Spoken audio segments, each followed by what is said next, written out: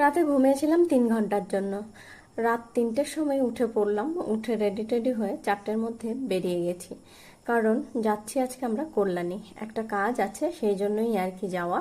তো আমরা 3জন যাচ্ছি, দাদা যাচ্ছে, সুপ্রিয় যাচ্ছে আর আমি যাচ্ছি। তো আমরা ভোরবেলা ট্রেন ধরলাম, আর ভোরবেলা পরিবেশটা খুব ভালোও লাগছিল। এইরকম মানে সচরাচর তো ওঠা হয় না, আর রাস্তাঘাটও ফাঁকা থাকে, বেশ ভালোই লাগলো।